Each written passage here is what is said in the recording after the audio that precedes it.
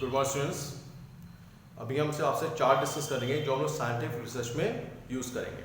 हम लोग ऑलरेडी कुछ एक्सप्लेन कर चुके हैं, ठीक है। तो I just explaining you what is a chart, what is it's classification. फिर इसको हम लोग लेक्चर्स में पूरा हम लोग लिखेंगे भी इसको। Okay, so let's see the classification first. हम लोग बात करें साइंटिफिक रिसर्च की, जिससे हम लोगों ने 3 क्लासिफिकेशंस की हैं। क्लासिफिकेशंस क्या है? पहला है traditional method for acquiring knowledge. अब ट्रेडिशनल मेथड एक्वायरिंग नॉलेज हम लोगों ने बात की थी इंट्यूशन की, अथॉरिटी की, रेशनलिज्म की और एम्पिरिसिज्म की, ठीक है। ये ऑलरेडी हम लोग डिस्कस कर चुके हैं, ठीक। फिर आता है नेक्स्ट क्वेश्चन हमारा साइंस का। अब साइंस से हमारे 5 क्लासिफिकेशंस आते हैं। पहला आता है assumptions। assumptions मींस हम लोग ऑलरेडी मान चलते हैं क्या चीजें होंगी। आप जानते हैं कोई भी लॉस, कोई भी कंसेप्ट्स बनते हैं, जैसे रिसर्च हम लोग बात करते हैं हाइपोथेसिस की, तो ये क्या होता है, वो एक assumption स्टेटमेंट्स होते हैं। तो बिना assumption से कोई भी लॉस फ्रेम नहीं होते।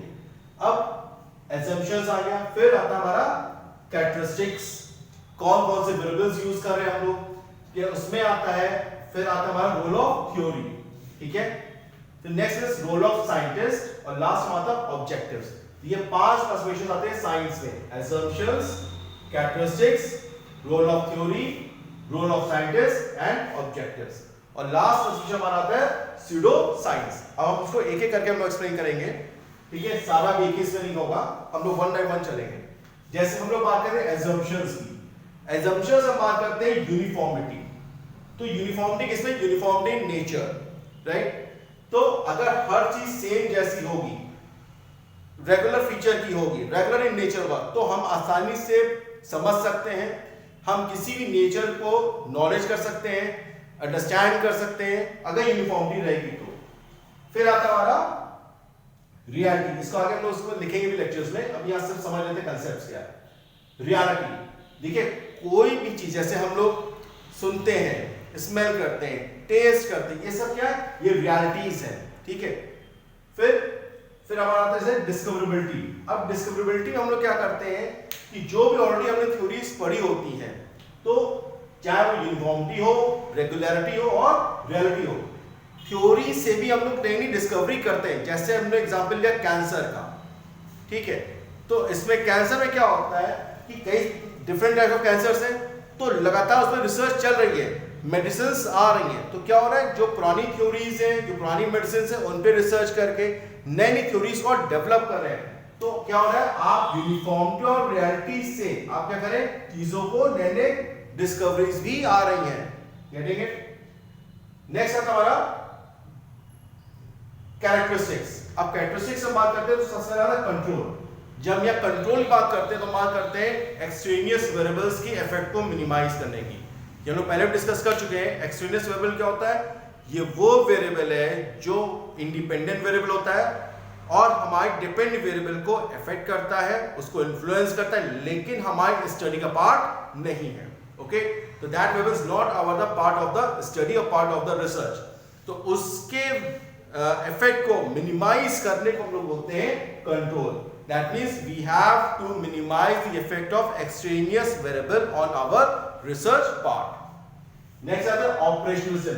अब ऑपरेशनलिज्म में जैसे फिजिसिस्ट थे हमारे पर्सी ब्रिटमैन, राइट। इन्होंने कहा था कि जो हमारा साइंस है, ठीक है, उसके जो कंसेप्ट होंगे वो हमें हर एक स्टेप को प्रॉपर्ली समझाना चाहिए और सारे ऑपरेशंस भी स्पेसिफिक होने चाहिए, ठीक। यानी जो साइंस है वो that should be specific and that should be precise. For example, अगर हमने लेंथ की बात की तो हमने लेंथ हमने स्केल से मेजर किया। जब स्केल से मेजर करेंगे तो या तो हमें इंचेस बताएगा या सेंटीमीटर से बताएगा। अब ये जो लेंथ की डिफरेंस हो गई कि we measure that terms in the number, वो स्पेसिफिक कर देता है, ठीक, यहाँ वो सेंटीमीटर है या इंचेस है, ठीक है। This is called operational definition, right. Next is आता हमारा रेप्लिकेशन। तो व्हाट इज रेप्लिकेशन?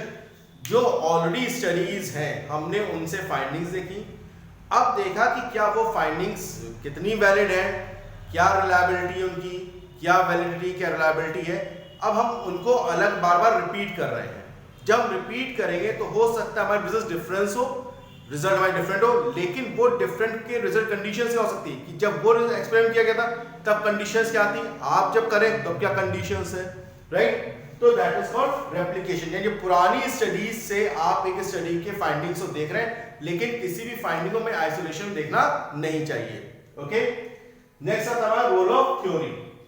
इसमें दो चीज आती है, logic of discovery and logic of justification. फिर आता है रोल ऑफ साइंटिस्ट।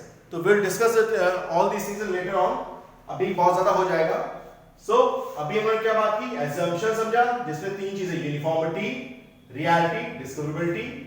हम लोगों ने कैरेक्टरिस्टिक्स की बात की, जिससे बात की कंट्रोल की, जिससे हमने बात की एक्सचेंजेस वेरिएबल्स क्या होते हैं, ऑपरेटिज्म हमने लेंथ का केस स्टडी किया, और रेप्लिकेशन जहां पे हमने बात की कि आप रिजल्ट फाइंडिंग्स को किसी तरह आइसोलेशन में नहीं देखिए, बार बार रिजल्ट्स को दोबारा ऑब्जर्व करिए और फिर कंसिस्टेंसी उसकी देखिए। ओके, इसको अभी हम आगे नेक्स्ट सेशन में कंटिन्यू करेंगे students. Thank you very much.